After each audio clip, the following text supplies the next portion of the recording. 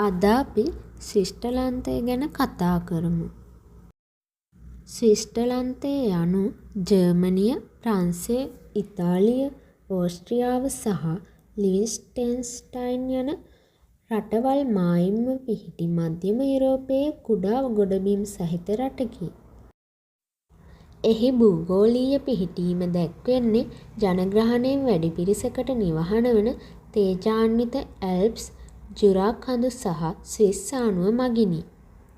ස්විට්සර්ලන්තය රයින් සහ රොන් වැනි පැහැදිලි විල් සහ වංගු සහිත ගංගා ඇතුළුව විස්මයජනක ස්වභාවික භූදර්ශන සඳහා ප්‍රසිද්ධය.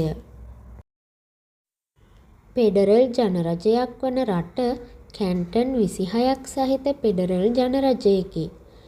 ඒ සෑම එකක්ම ඉහළ මට්ටමේ ස්වයං පාලනයක් භුක්ති විඳිති.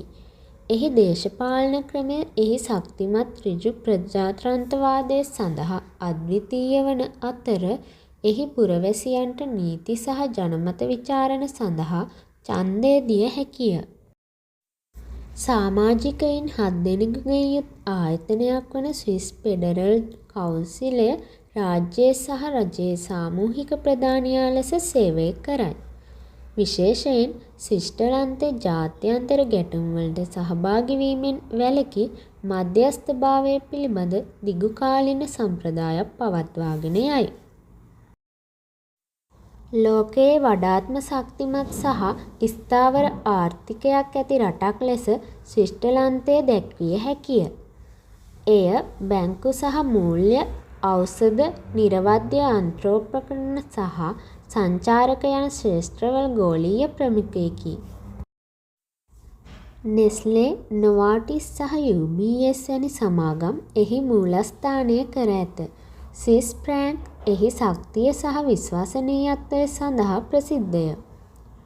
රට ඉහළ ඒකපුද්ගල ආදායමක් සහ අඩු විරැකියාවක් ඇති අතර එයට දක්ෂ ශ්‍රම බලකායක් සහ දියුණු යටිතල පහසුකම් සහාය වේ. සංචාරක ව්‍යාපාරය අත්‍යවශ්‍ය අංශයක් වන අතර එහි නිවාඩු නිකේතන, ඓතිහාසික නගර සහ දර්ශනීය විල් වෙත මිලියන ගණනක් ආකර්ෂණය කරයි. ජනප්‍රිය ගමනාන්ත අතර සර්මැට්, ඉන්ටර්ලේකන්, ලුසර්න් සහ ජිනීවා ඇතුළත් වේ.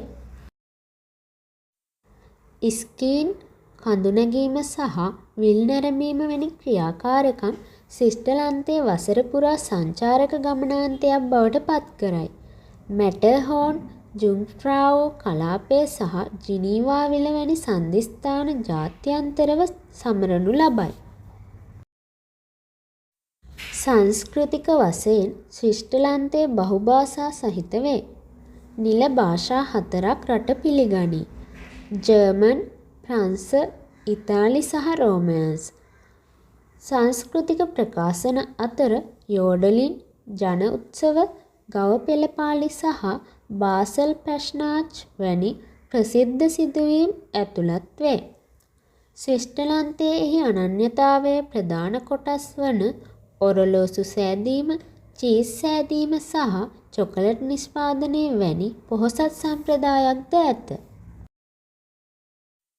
ස්විට්සර්ලන්ත අධ්‍යාපන ක්‍රමය ගෝලීය වශයෙන් හොඳම ඒවා අතර වේ. ද්විතීක මට්ටම දක්වා අධ්‍යාපනය නොමිලේ සහ අනිවාර්ය වේ. ETH සහ ජිනීවා විශ්වවිද්‍යාල වැනි උසස් අධ්‍යාපන ආයතන ලෝක ප්‍රසිද්ධ වේ. වෘත්තීය පුහුණුව සඳහාද රට විශිෂ්ටයි. ආධුනිකත්ව ශ්‍රම බලකායේ සංවර්ධනය සඳහා ප්‍රධාන කාර්යභාරයක් ඉටු කරයි. ස්විට්සර්ලන්තය එහි කාර්යක්ෂම ප්‍රවාහන යටිතල පහසුකම් සඳහා ප්‍රසිද්ධය. ස්විස් ෆෙඩරල් දුම්රිය සහ බස් රථ සහ ට්‍රෑම් රථ ජාලයක් දුරස්ථ ප්‍රදේශවලට පවා පහසුවෙන් ප්‍රවේශ විය හැකි බව සහතික කරයි. සූරිච්, ජිනීවා සහ බාසල්හි ප්‍රධාන ගුවන් තොටුපළවල් රට ගෝලීය වශයෙන් සම්බන්ධ කරයි. ලොව දිගම දුම්රිය උමං මාර්ගය වන ගෝතාර්ඩ් මූලික උමග ස්විට්සර්ලන්තයේ ඉංජිනේරු විශිෂ්ටත්වය විදහා දක්වයි.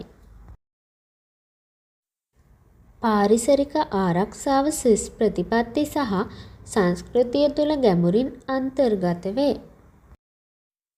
රට ප්‍රතිචක්‍රීකරණය, පුනර්ජනනීය බලශක්තිය සහ තිරසාර සංවර්ධනය සඳහා පෙරමුණ ගෙනෙත් සිටී. ජල විදුලිය මත දැඩි ලෙස රඳා පවතින අතර පරිසර හිතකාමී යටිතල පහසුකම් සහ සංරක්ෂණ උත්සාහයන් හරහා හරිත ජීවන රටාව ප්‍රවර්ධනය කරයි. පිරිසිදු වාතය, ජලය සහ දර්ශනීය සුන්දරත්වය රජය සහ පුරවැසියන් සංරක්ෂණය කිරීමට වෙහෙස මහන්සි වී වැඩ කරන ජාතික වස්තුන් වේ. ශ්‍රීෂ්ඨලන්තයේ නිෂ්පාදිත නිෂ්පාදන ඒවායේ ගුණාත්මකභාවය සඳහා ලොව පුරා පිළිගැනීමට ලක්ව ඇත. මේවාට ස්විස් ඔරලෝසු, ස්විස් හමුදා පිහි, චොකලට් සහ එමන්ටල් සහ ග්‍රයර් වැනි චීස් ඇතුළත් වේ. මේ අයිතම නිෂ්පාදන පමණක් නොව නිරවද්‍යතාවයේ ශිල්පීයභාවය සහ උරුමයේ සංකේත වේ. ස්විස් ජීවන රටාව විනය, පිළිවෙල සහ පෞද්ගලිකත්වය මගින් දැක්විය හැකිය. මිනිසුන් වේලාවට වැඩ කිරීම, පිරිසිදුකම සහ ශක්තිමත් වැඩ ජීවිත සමතුලිතතාවයක් අගය කරති. සෞඛ්‍ය සේවාව විශිෂ්ටය. ජීවන තත්ත්වය ලොව ඉහළ මට්ටමක පවතී. ශ්‍රීෂ්ඨලන්ත ජාතිකයින් වෙන් කර ඇති බවක් පෙනෙන්නට තිබුණත් ඔවුන් ගෞරවනීය ප්‍රජා නැඹුරු සහ ඔවුන්ගේ පරිසරය හා සම්ප්‍රදායන් සමග ගැඹුරින් සම්බන්ධ වී සිටිති.